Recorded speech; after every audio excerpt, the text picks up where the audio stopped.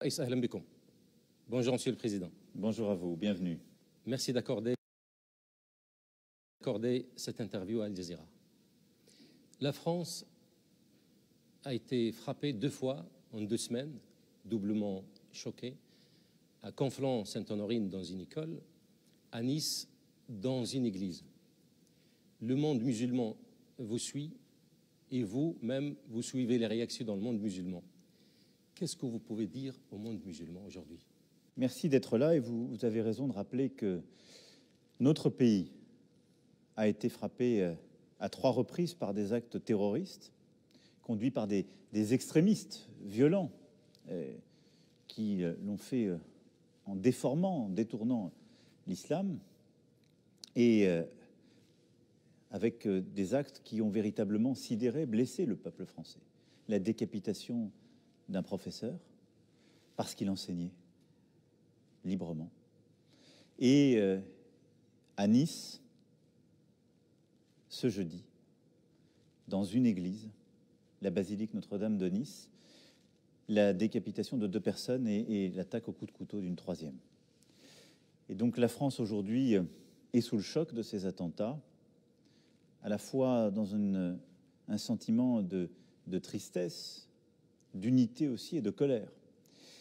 Et pour la première fois, alors même que nous vivions ces attentats, il y a eu des réactions très, très fortes je dirais, à l'international pour attaquer la France sur la base de beaucoup de malentendus. Et c'est pour ça que je voulais les lever, y compris avec vous, parce que j'ai suivi ce qu'il y avait parfois dans vos réseaux sociaux, sur votre antenne, et je pensais qu'il fallait lever beaucoup de malentendus. Alors, si vous le permettez, mon premier mot, il sera pour les Français dont la confession est plutôt d'être catholique, parce qu'ils ont vécu hier une blessure très profonde. Je veux leur redire tout notre soutien, la protection de la République. J'étais il y a quelques minutes avec le pape pour justement évoquer cela.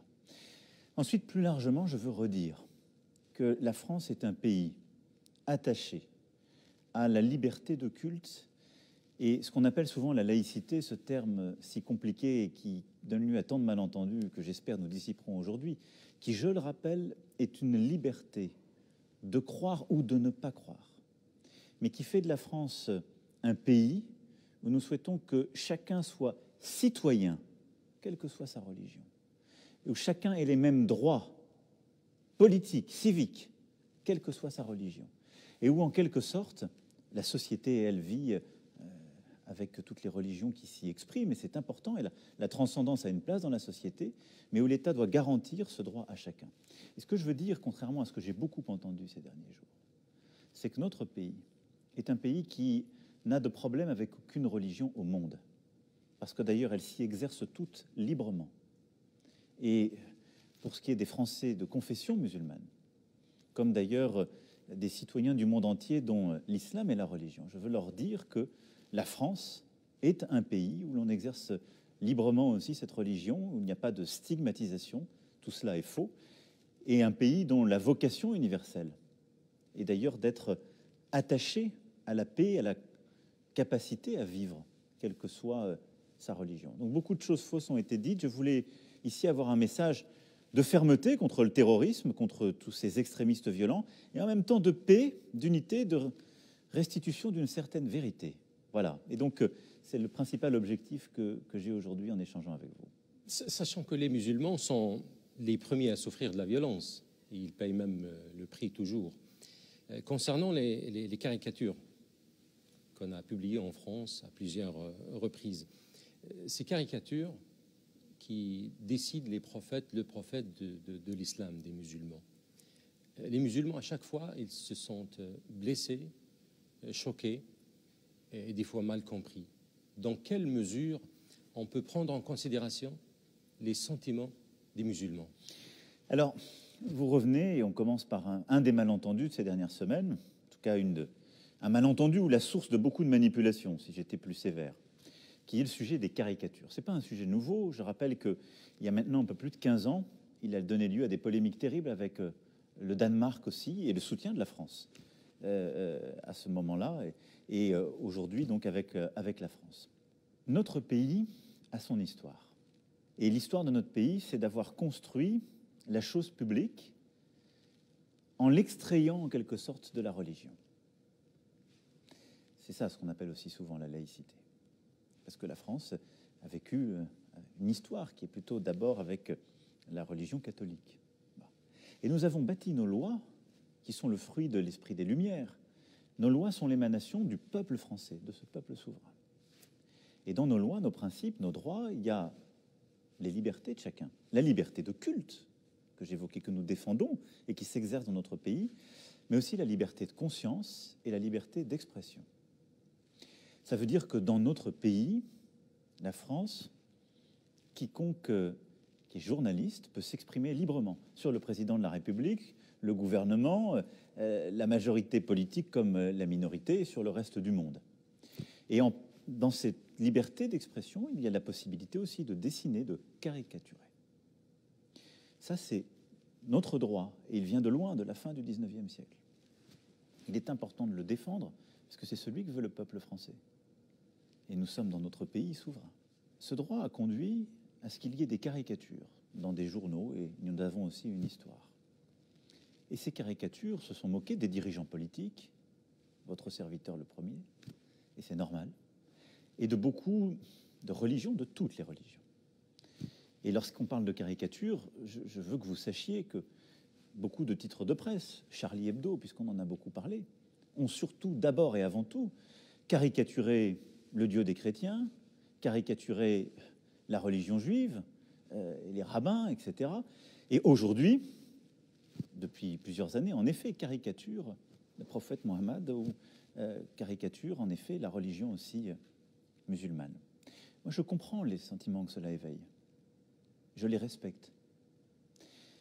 Mais je veux que vous compreniez le rôle qui est le mien. Mon rôle est d'apaiser les choses, comme je le fais là. Mais c'est en même temps de protéger ces droits. Et il y a une différence qui est importante, que tous les musulmans qui ont pu être choqués doivent comprendre. La question n'est pas de savoir si la France et la président de la République française fait ces caricatures ou les soutient en tant que telles. C'est pas le sujet, parce que cette presse est libre, ce ne sont pas des journaux officiels, c'est pas le gouvernement français qui a fait ces caricatures. Mais si le président de la République en France est d'accord pour supprimer ce droit, la réponse est non, parce que c'est un droit du peuple français et il touche tout le monde. Et donc, ce qui est important, c'est que je dois préserver cette liberté. Je veux ensuite que tout ça se fasse dans le respect de chacune et chacun. Mais cette liberté est importante. Et donc, beaucoup de choses qui se sont dites ces dernières semaines sur les caricatures, on peut les condamner. Et c'est très bien, aussi vrai que des gens peuvent en France les faire et dans d'autres pays qui sont attachés à la liberté d'expression. Je trouve ça tout à fait normal qu'il y ait des gens qui réagissent, qui disent « on n'est pas d'accord, je ne suis pas… » Mais il y a deux choses que je ne peux pas accepter. La première, c'est la confusion qui a été entretenue par beaucoup de médias, parfois des dirigeants politiques et religieux, qui consisterait à dire que ces caricatures sont en quelque sorte le projet ou l'émanation du gouvernement français ou du président de la République. Non. Moi, je suis là pour préserver ce droit, et je le préserverai toujours. Mais il y a des gens qui l'exercent, c'est ainsi. Et la deuxième, c'est qu'on puisse justifier, de manière directe ou indirecte, quelque violence au nom de cette réaction.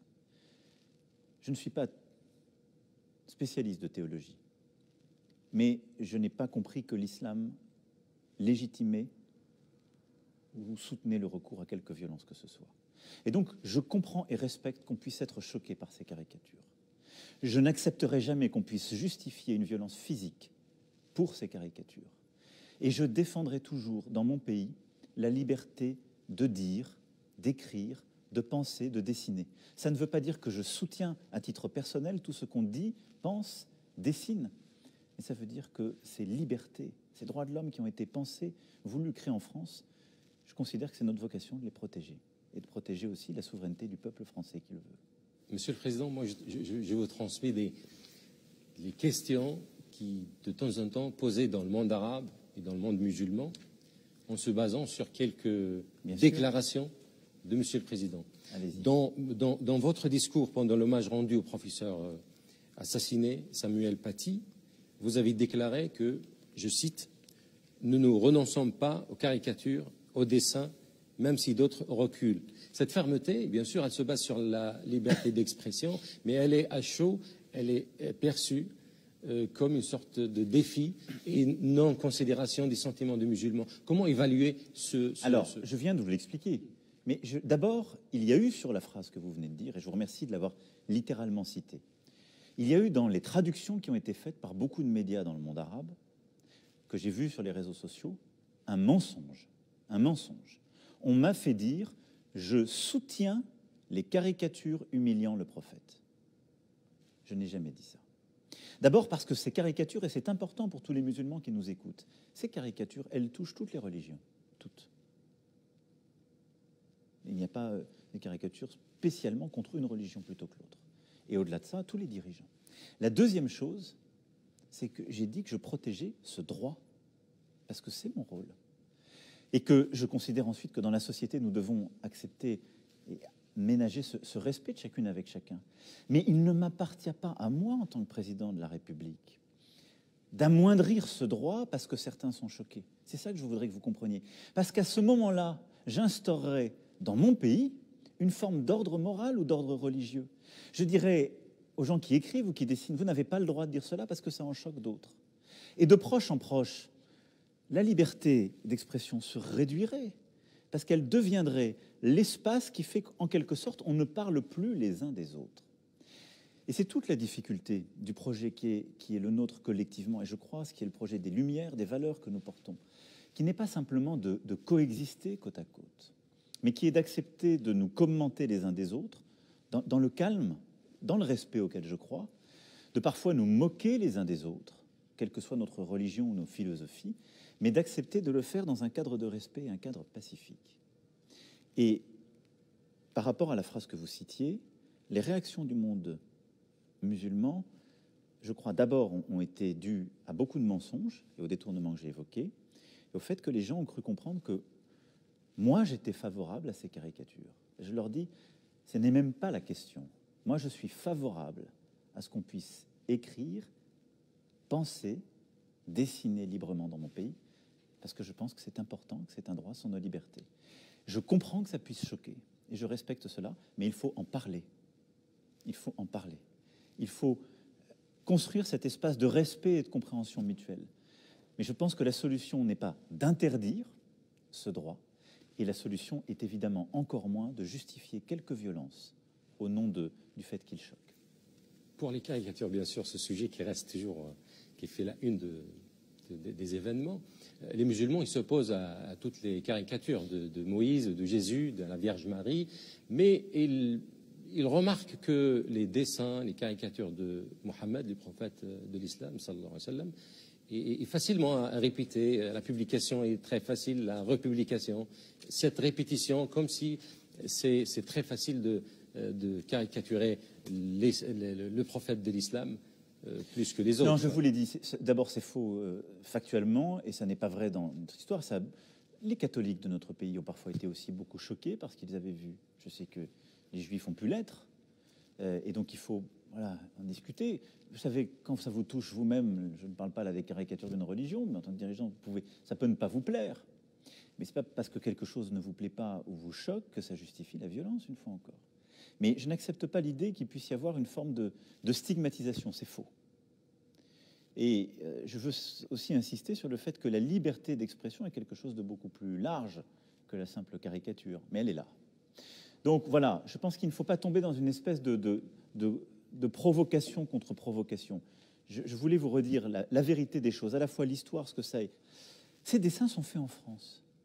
Ça n'est pas la loi de l'islam qui s'applique en France. C'est la loi du peuple français souverain. Et il en décide. Et en particulier, ces lois viennent du 19e siècle.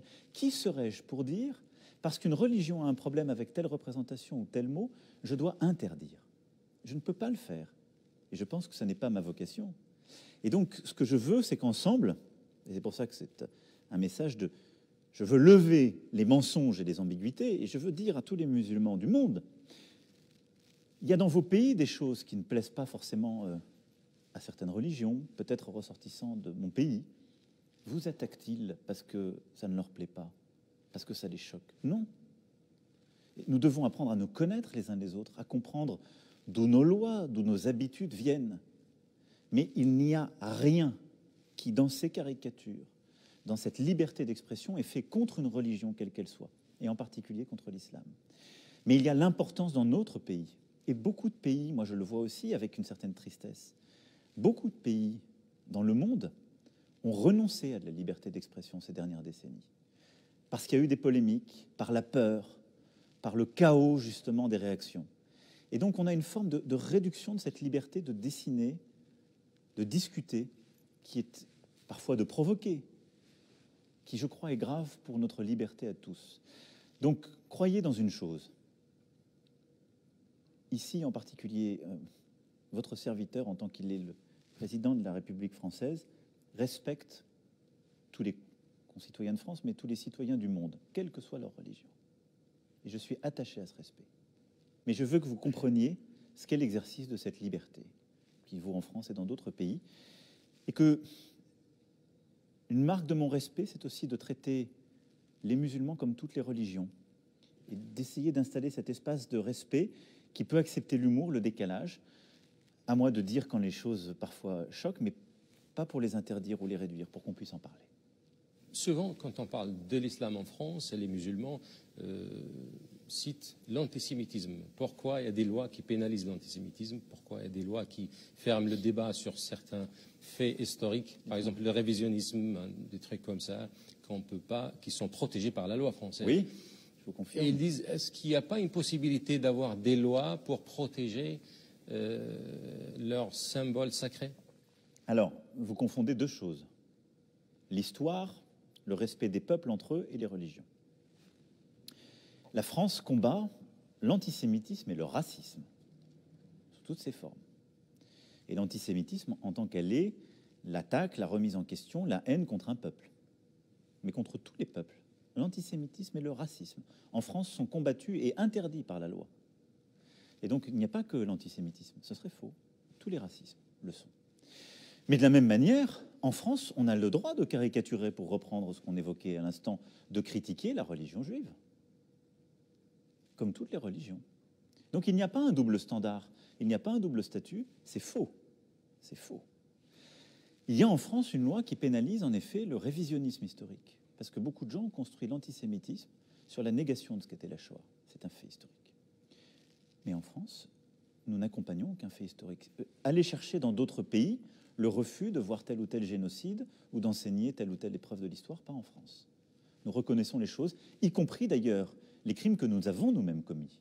Je le rappelle, il y a maintenant 25 ans, Jacques Chirac a reconnu la responsabilité de l'État français pour ce qui était la Deuxième Guerre mondiale.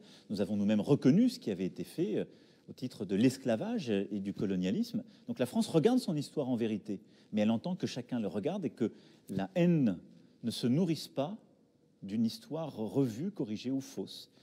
Et après, ce n'est pas le gouvernement qui fait l'histoire, ce sont les historiens. Toutes les formes de racisme et d'antisémitisme sont combattues en France de par la loi. Après, est-ce que ça veut dire qu'il n'en existe pas? Il en existe, et c'est un fléau terrible. Et nous luttons contre celui-ci. Et j'ai demandé au gouvernement de faire encore davantage, dès le début de mon mandat. Et d'ailleurs, mes prédécesseurs, quelle que soit leur sensibilité politique, l'ont aussi fait. À la fois parce qu'il y a eu beaucoup de violences qui ont été faites contre les Juifs en France depuis ces dernières années, mais parce qu'il y a aussi des actes qui sont commis au nom du racisme et qui sont inacceptables. Nous combattons de la même manière tous ces actes. Après, il y a la possibilité, je le disais, de critiquer les religions, et puis il y a les actes que certains font contre certaines religions. Et là, je vais être très clair, je souhaite que nous soyons intraitables, mais il y a en France, aujourd'hui, au moment où je vous parle, des gens qui commettent des actes contre les musulmans parce qu'ils sont musulmans, contre les catholiques parce qu'ils sont catholiques, contre les protestants parce qu'ils sont protestants, contre les juifs parce qu'ils sont juifs, et j'en passe. Et donc j'ai souhaité que le ministre de l'Intérieur puisse confier à un parlementaire en mission justement cette responsabilité d'identifier, de suivre, de bâtir une transparence sur tous les actes qui sont faits contre nos concitoyens sur notre sol en raison de leur religion.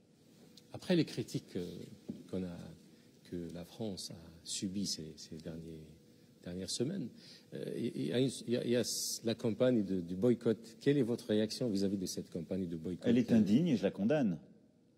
mais elle est faite par certains groupes privés parce qu'ils n'ont pas compris et qu'ils sont reposés sur les mensonges, sur les caricatures, parfois par d'autres dirigeants.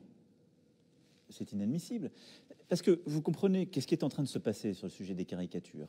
Parce qu'en France, qui est un pays souverain, je décide que le droit, la loi voulue par le peuple souverain est appliquée, que moi-même j'ai des mots d'apaisement, mais que je dis, ce droit, je ne vais pas y renoncer. Parce que ce serait inconstitutionnel et ce serait une perte de souveraineté pour nous terrible. Pour cela, parce que les gens confondent cette position, qui à mon avis est inattaquable, avec le fait de les soutenir, ils se mettent à attaquer un État. Mais je le dis aussi à beaucoup de dirigeants. En France, la presse est libre. Dans beaucoup de pays qui ont appelé au boycott, il n'y a plus de presse libre. C'est-à-dire qu'il n'y a plus de possibilité de caricaturer, mais pas seulement le prophète, ou Dieu, ou Moïse, ou qui que ce soit, mais les dirigeants même du pays. On fait parfois la caricature de dirigeants étrangers, pas du pays où l'on vit. Parce qu'on a cassé les mains des caricaturistes ou des dessinateurs. Parce qu'on a parfois tué des journalistes, ou qu'on les a mis en prison. Ça n'est pas le cas de la France. Et donc, quand un journal en France dit quelque chose, ça n'est pas la position du gouvernement. Et décider du boycott d'un pays, d'un peuple, parce qu'un journal a dit quelque chose dans notre pays, est fou. Ou c'est juste transposer ce qui vaut dans certains pays, mais pas chez nous, et pas dans le monde libre. Parce que la parole d'un journaliste n'est pas une parole de propagande. Il n'y en a plus chez nous et je m'en félicite. Vous craignez des répercussions sur les Français à l'étranger, sur les sociétés françaises à l'étranger? Et je pense que tous les dirigeants politiques et religieux qui ne condamnent pas avec la plus grande clarté toute forme de violence à l'égard de la France, qui est un pays de liberté et de lumière, prennent une responsabilité, parfois directe, en tout cas indirecte, certaine, sur les violences qui seraient commises à l'égard des Français en France ou à l'étranger. C'est pourquoi, avec le message d'amitié et d'apaisement que je voulais faire aujourd'hui, c'est aussi un message d'appel à la responsabilité. J'ai vu trop de gens ces derniers jours dire des choses inacceptables sur la France, corroborer tous les mensonges qui étaient dits sur nous, sur ce que j'avais pu dire, et être les complices tacites du pire. Vous savez, je veux que vous compreniez ce que nous sommes en train de faire en France. Depuis plusieurs années, nous combattons le terrorisme avec force. Il a coûté la vie à plus de 300 de nos concitoyens et parfois d'étrangers qui vivaient sur notre sol. Ce terrorisme, qui est fait au nom de l'islam, est un fléau pour les musulmans du monde entier. Vous le disiez vous-même tout à l'heure. Vous savez, quand on regarde les chiffres qui aujourd'hui font autorité, si on prend les 40 dernières années dans le monde, plus de 80% des victimes de ce terrorisme sont des musulmans. Lorsque des jeunes filles sont enlevées au Nigeria par des groupes au nom de l'islam, ce sont ces jeunes filles dont les familles sont musulmanes qui en sont les victimes. Lorsque telle maternité est bombardée, je pourrais citer des dizaines d'exemples. La principale victime du terrorisme fait au nom de l'islam sont les musulmans. Ce terrorisme, nous le combattons parce qu'il nous frappe sur notre sol. Il y a ensuite une deuxième catégorie que j'ai décidé de combattre. Et là-dessus, il y a eu des incompréhensions parce qu'il y a eu un problème de traduction. C'est ce qu'on appelle en France l'islamisme radical. Qu'est-ce que ça veut dire? Ce sont les extrémistes violents qui détournent la religion et qui commettent des violences au sein de l'islam. Et on a traduit ce combat que je menais comme étant un combat contre l'islam. Non, au contraire. La France est un pays où il y a plusieurs millions de nos concitoyens dont la religion est l'islam. Je ne vais pas les combattre. Ils sont pleinement citoyens, ils veulent vivre en paix. Et nous avons des pays amis partout dont la religion majoritaire est l'islam. Mais aujourd'hui, au nom de l'islam et détournant cette religion, des extrémistes violents font le pire. Et ils ne sont pas terroristes. Mais qu'est-ce qu'ils font? Ils déscolarisent des enfants, ils les endoctrinent et ils justifient la violence. Sur notre sol en France, ils agissent en connexion avec des groupes à l'étranger. Et donc, ce à quoi nous nous sommes attelés depuis 3 ans avec beaucoup de force, c'est justement d'essayer de réduire leur emprise pour protéger notre peuple et pour protéger, entre autres, aussi les Français de confession musulmane. Parce qu'ils nourrissent progressivement un sentiment qui peut être nocif pour l'amitié, justement, entre les religions. Parce que comme tout ça se fait au nom d'une religion, il y a une incompréhension qui naît. Et donc, ce que j'ai réaffirmé dans le discours des Mureaux au début du mois d'octobre, c'est ma détermination, par un projet de loi qui arrive, qu'on a appelé séparatisme, mais je veux lever les ambiguïtés, qui est un projet de loi pour lutter contre ces groupes et ces personnes extrémistes, violents, qui agissent au nom de l'islam. C'est de protéger toutes les Françaises et les Français, et plus largement, et en particulier ceux dont la religion est l'islam. Et donc, qu'est-ce que nous allons faire? Les empêcher de déscolariser des enfants de la République. Nous allons empêcher qu'il y ait des financements liés avec des activités terroristes qui viennent leur permettre de mener leurs activités. Donc, on va créer de la transparence financière. Et on va surtout s'assurer, ce qui est pour moi essentiel en France, que toute personne, quel que soit son culte, ce n'est pas mon sujet, quelle que soit sa religion, mais respecte pleinement les lois de la République française. Ça, c'est essentiel. Et donc, c'est ça ce que nous sommes en train de faire. Mais moi, je veux faire la séparation entre ces extrémistes qui commettent le pire ou justifient le pire, parfois dans des discours très sophistiqués et dangereux, avec les musulmans.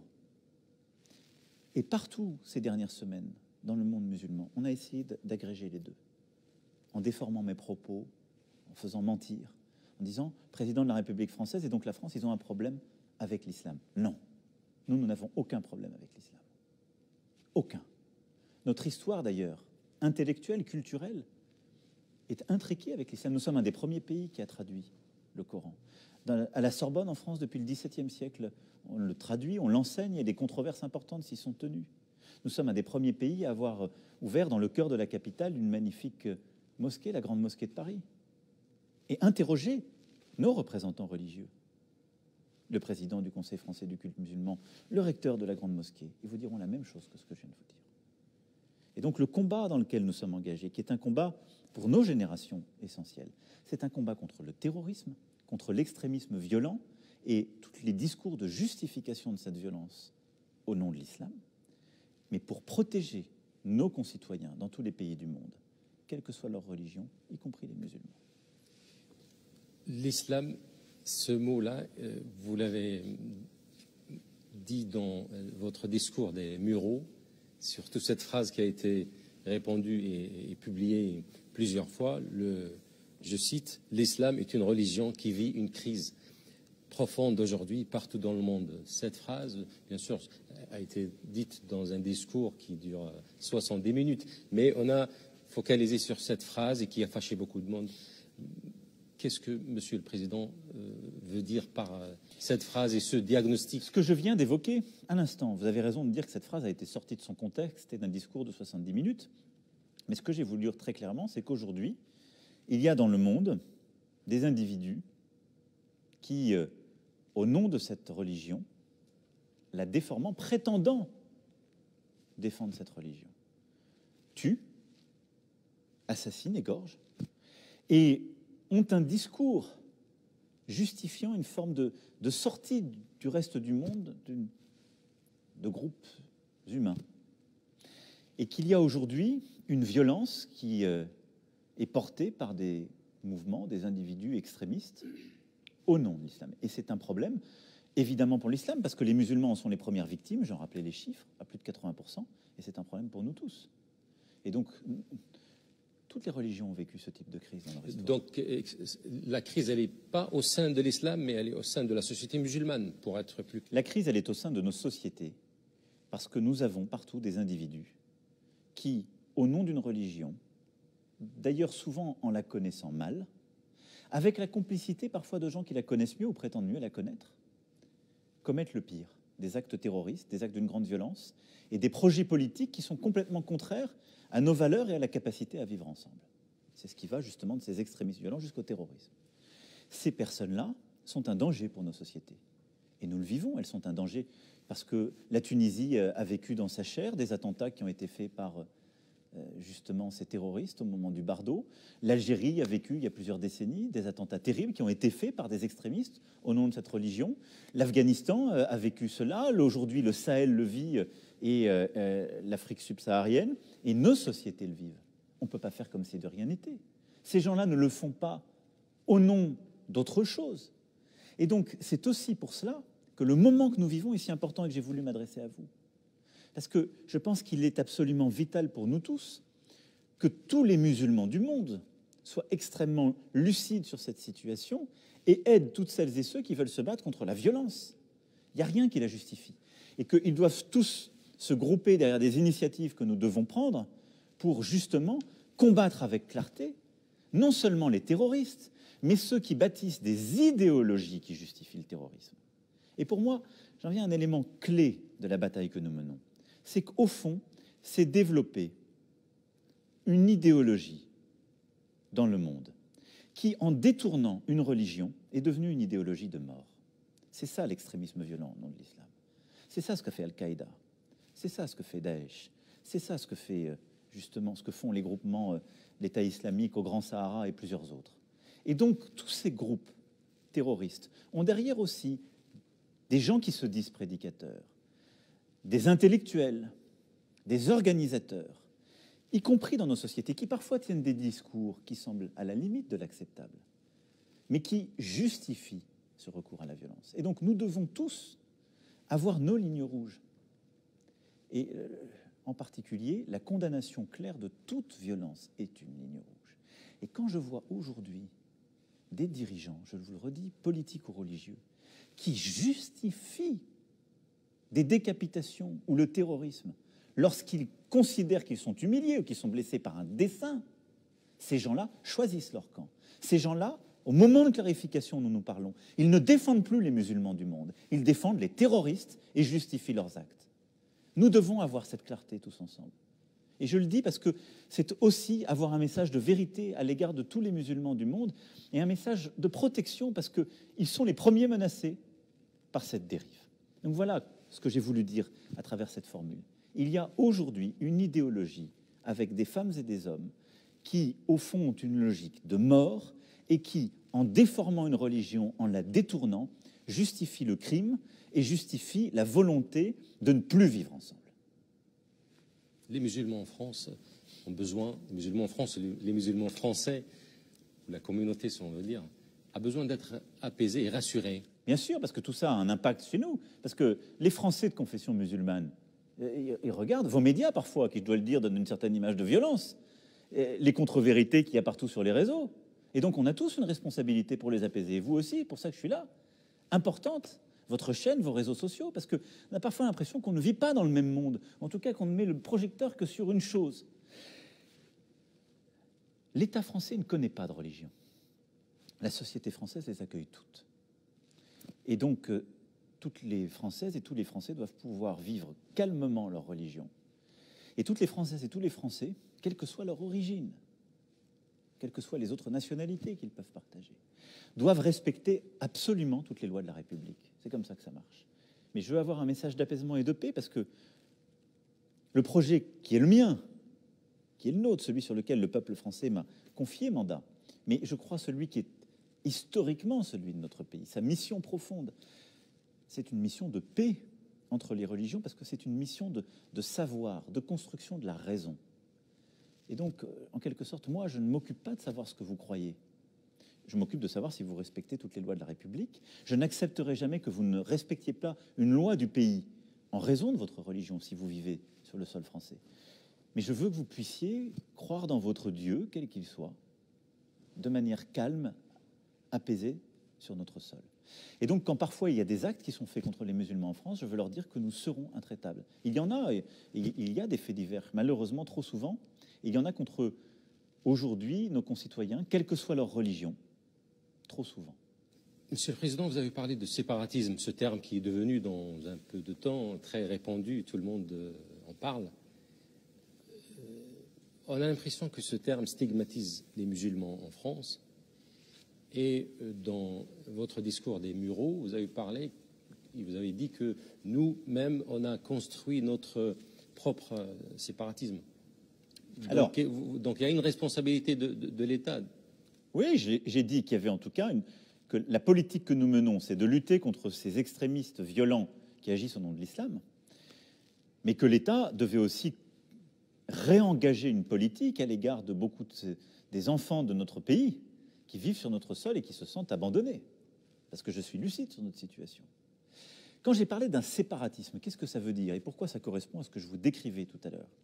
Parce que vous avez des groupes que j'appelle ces extrémistes violents qui agissent au nom de l'islam et en détournant la religion, qui enseignent, expliquent dans le cadre d'associations, en utilisant toutes les libertés et les droits que la République offre, que notre pays offre. Ils enseignent qu'il ne faut pas respecter la France, qu'il ne faut pas respecter notre droit, qu'il faut en quelque sorte sortir de nos lois. Ils enseignent que les femmes ne sont pas l'égale des hommes. Ils enseignent que les petites filles ne doivent pas avoir les mêmes droits que les petits garçons. Pas chez nous. Je vous le dis très clairement. Pas chez nous. Nous croyons dans les Lumières. Et les citoyennes ont les mêmes droits que les citoyens. C'est existentiel.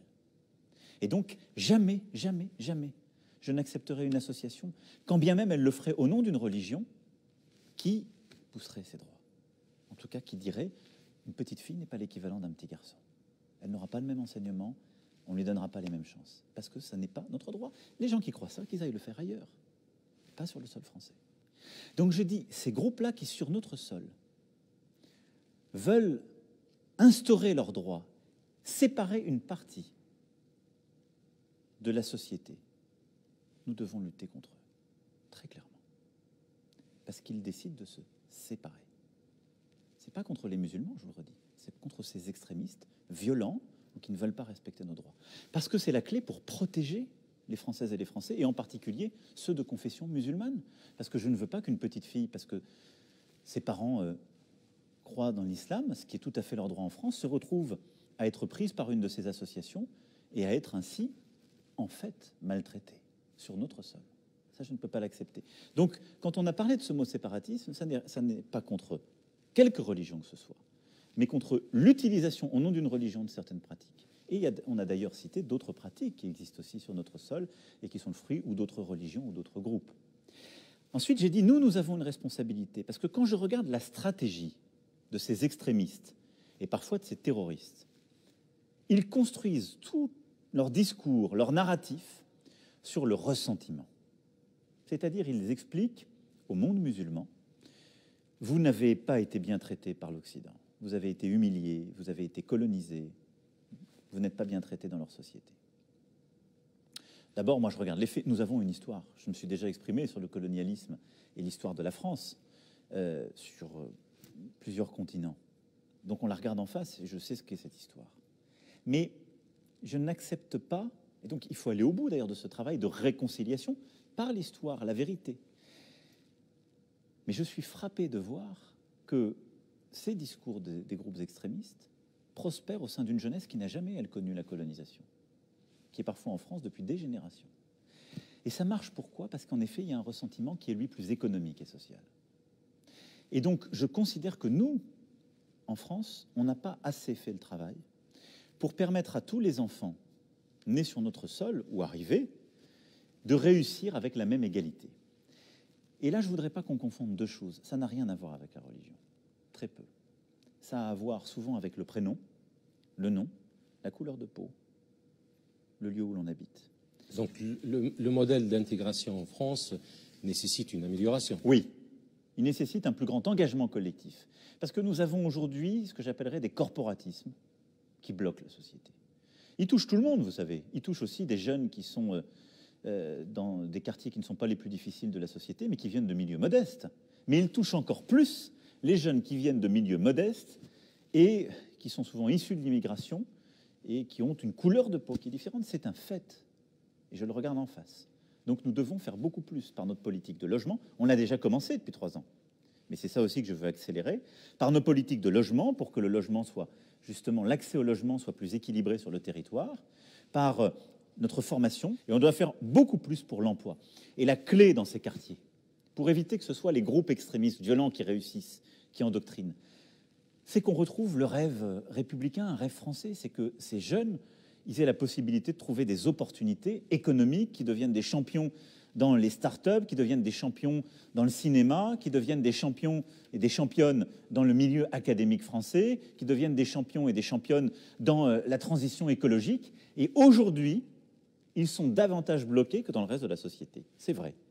La laïcité française, on a l'impression qu'elle est hypersensible aux faits religieux d'une manière générale. Et j'ai parfois le sentiment que c'est certaines religions qui sont hypersensibles aussi à la laïcité française. Oui, mais de loin j'ai encore jamais vu quelqu'un condamné à mort au nom de la laïcité française. De loin, vous m'accorderez ce heureusement, distinguo. bien sûr, heureusement. Oui, mais j'aimerais que tout le monde soit aussi clair que ça. La ligne rouge. Quiconque condamne à mort ou justifie un acte violent, pour moi, est de l'autre côté.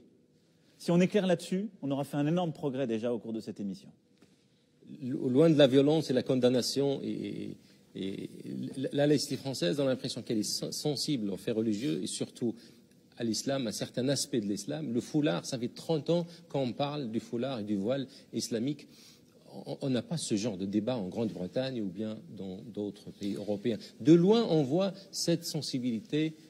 Pourquoi, en fait? Alors, je vais vous dire d'abord pourquoi il y en a une, ce que c'est que la laïcité et pourquoi il y a des différences avec d'autres sociétés. Je ne dis pas que c'est mieux en France. Je vais essayer de vous expliquer pourquoi. La laïcité, c'est à la fois la possibilité de croire ou de ne pas croire sans que ça ait quelques conséquences sur votre citoyenneté. Et donc, c'est une loi de liberté, la laïcité. C'est ce qui fait qu'en France, vous pouvez, je vous le dis, croire ou ne pas croire, quelle que soit votre religion. Et je vous invite à faire cet examen critique. Beaucoup de pays, parfois, qui nous donnent des leçons, comment traitent-ils certains de leurs concitoyens quand ils ont telle ou telle religion? Ont-ils les mêmes droits? Souvent, non. Ensuite, c'est un principe de séparation de l'Église et de l'État. C'est que l'État est neutre et ne s'occupe pas de religion. Il ne les finance pas, il ne les réglemente pas. Et celles et ceux qui servent l'État, qui sont fonctionnaires, ont un principe de neutralité. Ils ne doivent pas avoir de signe apparent de religion pour accueillir tout le monde. Et notre école, pour nos élèves, parce que nous formons des consciences qui ne sont pas encore adultes, elle doit permettre justement cet espace neutre. Et donc, c'est pour ça qu'il n'y a pas de signe religieux dans notre école, jusqu'à 18 ans. Il peut y en avoir à l'université. Mais une fois qu'on a dit ça, la laïcité ne veut pas dire l'effacement des religions. Ça, c'est pas vrai. Et donc, dans la société, toutes les religions vivent. Et vous voyez dans les rues le foulard. Et vous voyez dans les rues des gens qui peuvent porter la croix ou la kippa. Parfois, on a fait ces confusions. Ce n'est pas le cas en France. Mais il y a ces espaces de neutralité quand l'État est présent et il y a ce distinguo. Donc, je le redis très clairement, en France, le principe de laïcité n'a pas de problème avec l'islam comme religion. Aucun. Ce qui ensuite est un fait, c'est qu'au moment où les cultes se sont organisés, l'islam était très peu présente en France. La civilisation musulmane a cette histoire avec notre pays et a beaucoup apporté à notre pays depuis des siècles et des siècles. Et nos savants s'y sont intéressés. Nous avons un rapport avec un islam des Lumières très fort. Mais il y avait peu de citoyens dont la confession était l'islam en 1905. Avec les vagues migratoires des années 60-70 et qui se sont poursuivies ces dernières décennies, l'islam a grandi dans notre pays. Et je le disais, les chiffres ne sont jamais précis parce qu'on ne fait pas de statistiques religieuses. Mais quand je regarde les analyses qui sont faites par certains instituts, ils disent entre 4 et 6 millions de Français auraient comme religion l'islam. Donc nous n'avons pas de problème avec cette religion qui est celle de plusieurs millions de nos concitoyens. Alors, une fois que j'ai dit ça, pourquoi les choses ne sont pas dans notre société, par exemple, comme en Grande-Bretagne? Parce que nous ne sommes pas un pays, une société qu'on appelle multiculturelle. C'est vrai que les anglo-saxons, parfois plusieurs autres pays en Europe, se sont construits très différemment par rapport aux religieux. Je rappelle que, par exemple, la Grande-Bretagne est encore une monarchie parlementaire.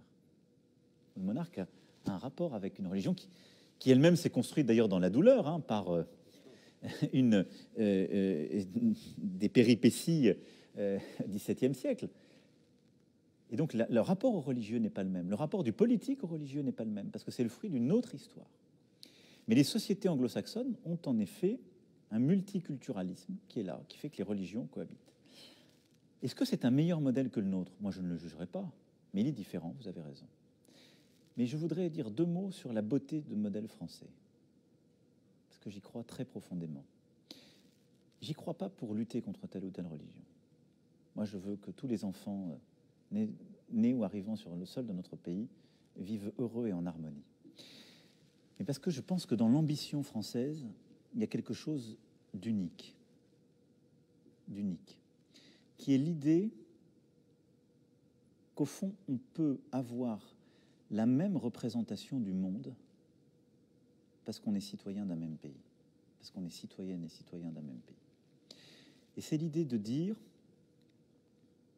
vous pouvez exercer votre religion, vous pouvez croire ou ne pas croire, mais nous devons dialoguer, nous respecter pour partager la même représentation du monde. C'est-à-dire qu'on doit savoir vivre ensemble au sens propre et profond du terme. Nous devons savoir nous comprendre, accepter l'altérité de l'autre et bâtir, oui, une représentation commune de ce que nous sommes et du reste du monde. Et donc ce que nous devons faire l'effort de faire tous, c'est de reconnaître chacun, quelle que soit sa religion, de l'embrasser, de lui permettre de vivre en paix. Mais c'est de lui dire, on doit avoir un dialogue permanent pour bâtir ensemble les lois qui sont les nôtres. Et c'est pas au nom de ta religion que tu peux sortir de la citoyenneté. Et c'est jamais au nom de la citoyenneté qu'on peut combattre une religion. Ça, c'est le message que porte la France. Et elle l'a, à un moment donné, aussi largement diffusé dans le proche Moyen-Orient, sur le continent africain. Et je pense qu'il ne faut pas oublier ce message. Parce que quand je regarde la folie du monde dans lequel nous vivons et sa brutalité, elle est aussi aujourd'hui liée au fait que des gens dans un même pays ne veulent plus bâtir des lois ensemble, non plus la même représentation du monde ensemble, même si c'est fait par des médiations imparfaites. Ils veulent simplement que leur religion l'emporte sur une autre, que leur représentation du monde l'emporte sur une autre. Et c'est pour ça que je le dis avec vraiment beaucoup d'humilité et d'amitié, au sens propre du terme pour tous les musulmans. Ne vous méprenez pas sur ce qu'est la liberté d'expression en France. Ça n'est en aucun cas quelque chose qui est fait pour vous atteindre, vous blesser. Mais aidez-moi à la défendre. D'abord parce que parfois dans vos pays, vous l'avez eue, cette liberté. Peut-être vous en avez oublié le sel. Il n'y a rien de plus beau que cela. Mais aidez-moi à la défendre parce que c'est à cette condition qu'on peut vivre ensemble. Sinon, on ne peut vivre que les uns contre les autres. Je ne dis pas que les gens sont parfaits, je ne dis pas que ce qui vous a blessé était innocent, mais que ça puisse se faire est important.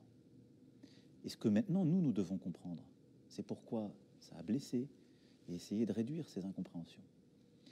Mais je crois très profondément que ce qui est en train de se passer est plus qu'un contresens. Je pense que la France, par ses valeurs, parce qu'elle essaie de...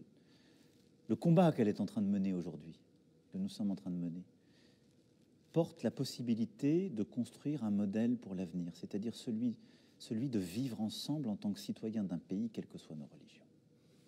On va faire un saut dans les questions internationales, les relations internationales avec la Turquie. Qu'est-ce qui se passe avec la Turquie, ce pays des fois allié et des fois vous n'êtes jamais sur la même longueur d'onde? En Syrie, en Libye, il y a beaucoup de différences en ce moment. Où vont les relations J'ai envie de dire Turquie? beaucoup de cela dépend du président Erdogan. Pour ma part, je suis conforme au principe que je viens d'édicter. Je crois dans l'amitié et le respect. Je n'ai jamais insulté un dirigeant du monde, quel qu'il soit. Jamais. Moi, je suis respectueux du président que les Turcs ont élu pour eux-mêmes et je suis aux côtés de la Turquie. Au moment où nous nous parlons, la Turquie a été frappée par un terrible séisme. Et donc, je veux d'ailleurs présenter mes condoléances au peuple turc. Et je veux d'ailleurs dire que nous avons proposé immédiatement l'assistance de notre sécurité civile pour venir en aide aux populations. La Turquie est un grand peuple. C'est d'ailleurs un grand peuple de savoir, de connaissance, d'ouverture, avec lequel nous avons des liens universitaires, académiques, historiques. Un grand peuple qui d'ailleurs a su parfois puiser dans notre histoire aussi des sources d'inspiration. Qu'est-ce qui se passe aujourd'hui? Je note que la Turquie a des velléités impériales dans la région. Et je pense que ces velléités impériales ne sont pas une bonne chose pour la stabilité de la région. Voilà. Ce qui s'est passé en Syrie, je pense, a été une surprise et une agression pour beaucoup d'alliés. Les États-Unis d'Amérique étaient présents sur le sol. Nous étions présents dans la région par voie aérienne dans le cadre de la coalition internationale. Et je rappelle, nous nous sommes battus contre Daesh en Syrie grâce aux forces démocratiques syriennes et grâce aux combattants kurdes, aux combattants et aux combattantes. Immensément courageux. La guerre étant en train d'être gagnée contre le califat territorial qu'a fait la Turquie. Elle a envahi la Syrie, ne respectant aucune souveraineté, pour combattre ce qui étaient nos alliés d'hier. En Libye, je regrette le non-respect des engagements de la conférence de Berlin. À Berlin, nous avons tous autour de la table, tous, dit nous devons faire respecter l'embargo sur les armes et ne permettre qu'aucun combattant étranger puisse venir sur le sol libyen. Nous avons plusieurs fois montré que plusieurs pays, dont la Turquie, avaient violé cet embargo. La Turquie n'est pas le seul, mais elle l'a fait. Je considère que ces deux seuls exemples montrent que aujourd'hui, la Turquie a un comportement belliqueux avec les alliés de l'OTAN. Ensuite, ce que la Turquie a conduit dans la Méditerranée orientale était profondément agressif à l'égard de Chypre et de la Grèce. Ces deux pays sont européens. Nous sommes en soutien de la souveraineté de l'Europe. Je rappelle tout cela pour vous expliquer, mais je ne l'ai jamais fait de manière belliqueuse à l'égard de la Turquie ou de son dirigeant. Mais je pense que nous ne pouvons pas accepter l'état de fait, ce qui est la stratégie contemporaine du président turc. Donc moi, je considère que quand on est allié, quand on est ami, on doit dire les choses en vérité et où sont nos lignes.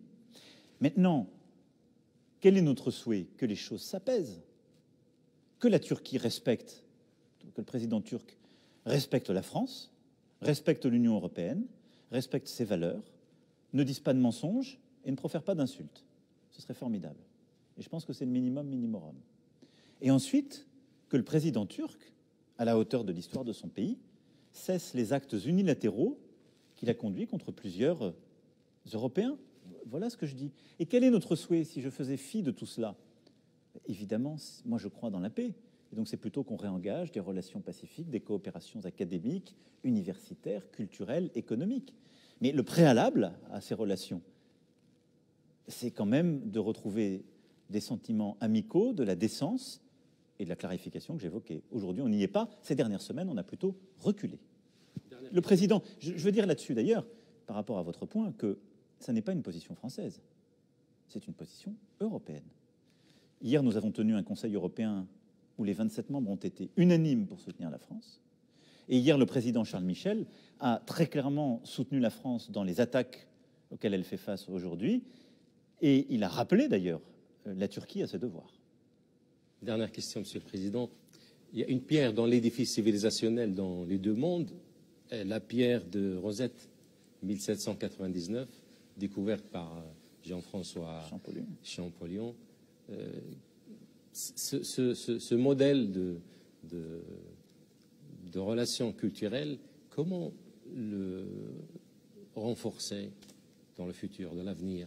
Mais vous savez... C'est ma dernière question. Non, merci de finir avec justement ces liens de civilisation et de connaissance. Comment le renforcer? En renforçant la connaissance mutuelle. Je l'ai dit, dans la politique que j'entends mener, nous allons investir dans notre enseignement supérieur, nos recherches académiques et culturelles, pour recréer des chaires à l'université française sur le Maghreb, le Proche, le Moyen-Orient, sur la civilisation musulmane. Je souhaite aussi qu'on puisse multiplier les partenariats. J'en ai beaucoup noué depuis que je suis président. Mais nous avons besoin, tous, de mieux connaître nos civilisations. Et donc je pense que le temps de la pierre de Rosette a vécu, avec d'ailleurs ce qu'il y a de cette histoire. Mais vous avez raison de le citer, il y aurait beaucoup d'autres exemples à convoquer. Mais je pense qu'aujourd'hui, la voie qui doit être la nôtre, c'est celle de la connaissance, de la raison, de la coopération scientifique, académique, de l'éducation. Ce qui nourrit la peur, c'est l'incompréhension. Ce qui nourrit la haine, c'est l'ignorance. Et les tyrans de ce monde entretiennent cela. Et donc l'arme la plus efficace contre les tyrans, contre ces extrémistes dans la durée, c'est la connaissance. C'est la compréhension. Et c'est la connaissance du visage de l'autre dans toutes ses aspérités, de ses traits. C'est la capacité à regarder le visage de l'autre dans ce qu'il a différent avec le mien. Nos civilisations les unes avec les autres, les hommes et les femmes que nous sommes. C'est très important. Et donc je pense que cette histoire-là doit se poursuivre, et nous allons le faire, en investissant dans la connaissance de nos civilisations, en créant des chaires dans les pays du Proche Moyen-Orient et des pays arabes, à la fois sur, évidemment, la civilisation musulmane, mais la civilisation européenne, les Lumières, la philosophie française et la culture française, de développer en France des chaires universitaires pour mieux connaître la civilisation musulmane, permettre les controverses académiques, parce que quand les controverses se font entre les femmes et les hommes de savoir, le combat s'arrête entre les femmes et les hommes d'ignorance. Et on peut éduquer chacun. Moi, je crois profondément à cela. Je crois au savoir, au respect mutuel, à la connaissance. Mais nous aurons, soyons très clairs, dans la période qui vient, des combats ardus à mener, difficiles. Parce qu'aujourd'hui, certaines et certains ont décidé du pire. Et dans ce combat contre l'ignorance, dans ce combat qui est un combat de haine, j'aurai besoin de toutes les femmes et les hommes de bonne volonté, quelle que soit leur religion. Monsieur le Président, shukran. Merci d'avoir accepté de répondre à nos questions, surtout que ça coïncide, cette interview, avec le 24e anniversaire d'Al Jazeera. Merci, Monsieur le Président. Shukran.